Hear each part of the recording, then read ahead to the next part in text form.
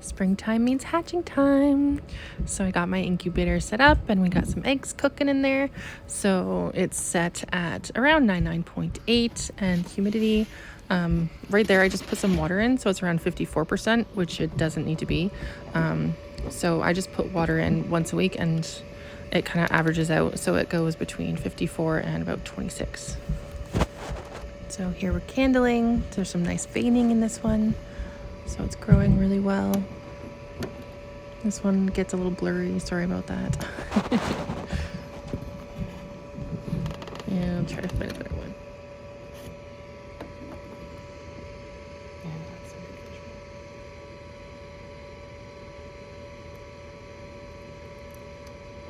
There we go. So the plain ones are due in a week.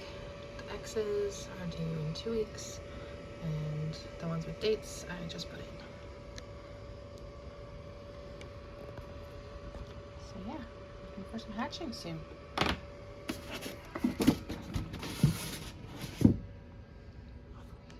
So this is pretty much my setup here.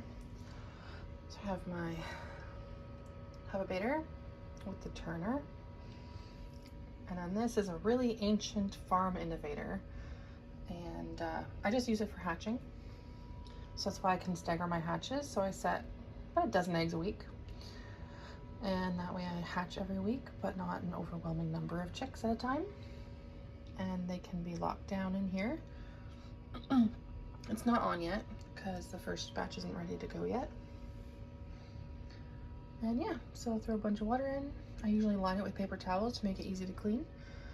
And yeah, ramp up the humidity and get the temperature balanced out probably in a couple days. And we'll revisit once those eggs are hatching. So I guess this is what happens when you haven't been in your brooder shed in almost a full year. And what the heck is that? Mouse house? Rat house? I don't know, but I'm gonna clean it out. Because, yeah, this is a mess. Getting my stuff organized.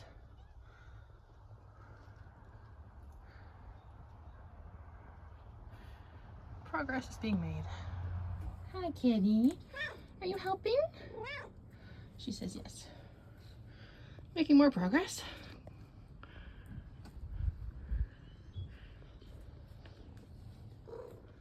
Gone is the rat's nest.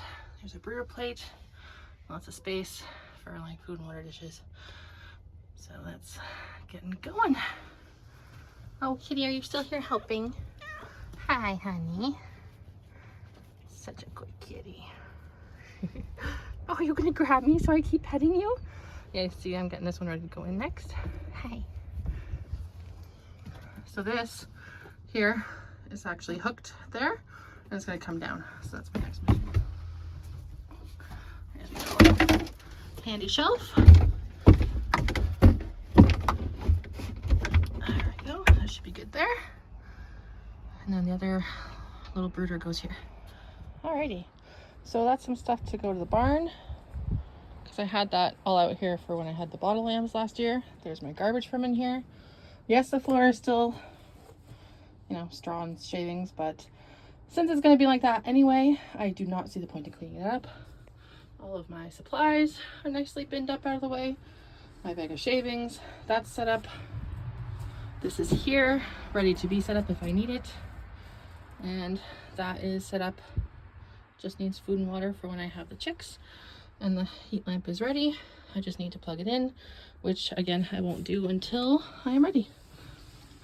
So yeah, there's a little bag of rocks that I got that I will put in the water dish so that they cannot get into it. When they're freshly out of the incubator, they want to climb in and stay there too long, let's say. So yeah, all cleaned up and ready for chicks. So the way I have it set up is day olds go in there, and they're only in there for less than a week usually. And if they're still here, they move into that one.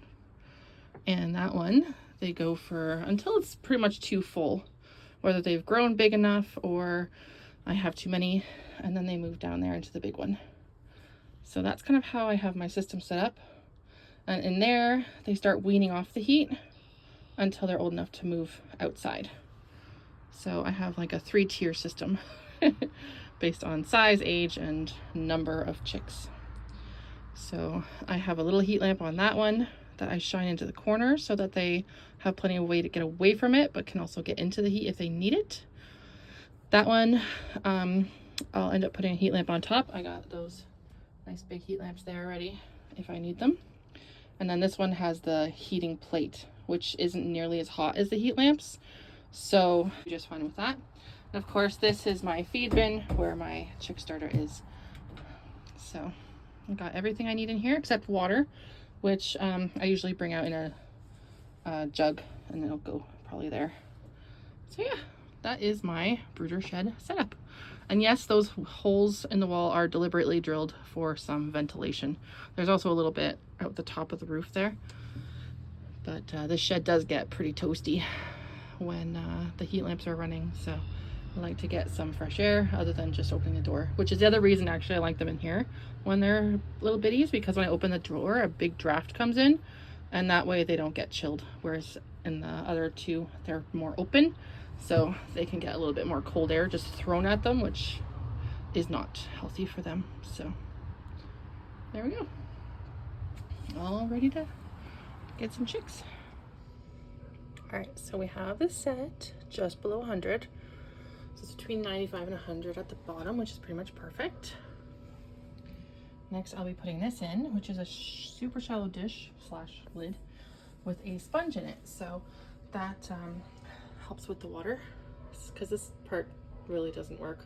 See, it's saying it's like under 90 and around 30. The around 30 might actually be accurate, but the temperature no longer is. So that's why I have the other thermometer. So here are the eggs that are going to be going into lockdown. Just gonna give them a quick candle. See that? Where it's starting to eternally pip? That little poke of breath against the membrane.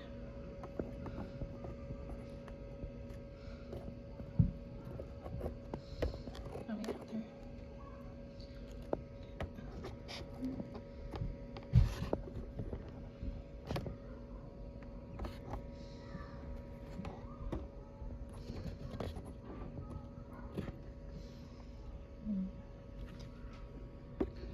Yeah, I almost always get an early pipper. So that's why, like, they're due Tuesday and I'm locking them down Saturday evening. Yeah, a lot of these are looking really good. So yeah, there's a little pipper. So then I will put them in the incubator for lockdown. There we go. So quickly, that's how they're sitting.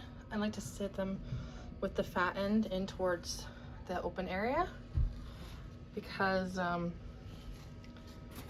that way they have more room to wiggle, to get out, and then hopefully to move around without disturbing the other eggs that are hatching.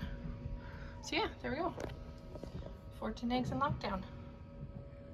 It's a little hard to see, but especially because the egg is so dirty, but that's an external pip on the egg that was internally pipped last night. See it? There's more pips happening. There's one there. There's one there, and the other one's still going. It's got at least 3 or 4. We got babies. You can barely see that other one. Go the other side. There. Hello, baby. I think you're a boy. Look how big your comb is already. And we got some more pips going on too. Oh, honey, can't hold them until they're all hatched. Okay. Good job, babies. That's the other one that was hatched this morning. And while we were out, you hatched, little yellow baby. So 3 down and at least 2 more to go. The numbers have gone up significantly, but apparently they're all on the other side. Hold on, here we go. Hi.